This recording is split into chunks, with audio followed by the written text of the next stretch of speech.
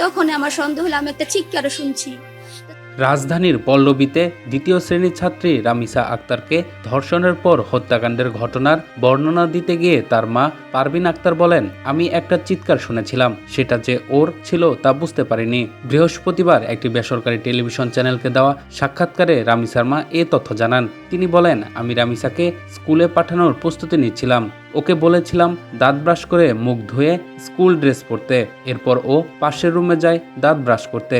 রামিসার বড় বোন তখন চাচার বাসায় যাচ্ছিল।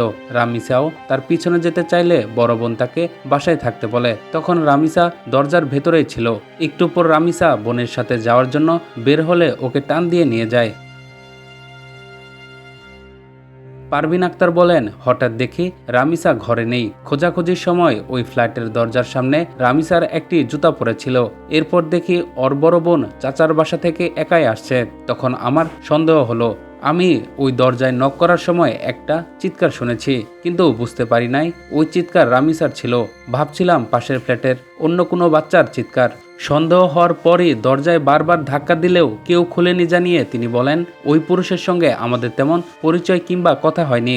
রাজধানী পল্লবীতে দ্বিতীয় শ্রেণীর ছাত্রী রামিসা আক্তারকে ধর্ষণের পর হত্যাকাণ্ডের ঘটনার বর্ণনা দিতে গিয়ে তার মা পারভিন আক্তার বলেন, আমি একটা চিৎকার শুনেছিলাম, যে ওটা যে ওর ছিল তা বুঝতে পারিনি। বৃহস্পতিবার একটি বেসরকারি টেলিভিশন চ্যানেলকে দেওয়া সাক্ষাৎকারে রামিসার মা এ কথা বলেন।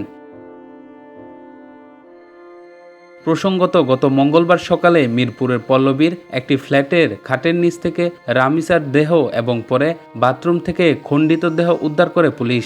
এই ঘটনায় পল্লবী থানায় একটি হত্যা মামলা হয়। প্রথমে প্রধান আসামি সুহেল রানার স্ত্রী স্বপ্না আক্তারকে আটক করা হয়। পরে সুহেলকে গ্রেপ্তার করে পুলিশ। পরে শিশু রামিসাকে ধর্ষণের পর গলা কেটে হত্যার ঘটনায় আদালতে দোষ স্বীকার করে জবানবন্দি দিয়েছে সুহেল রানা।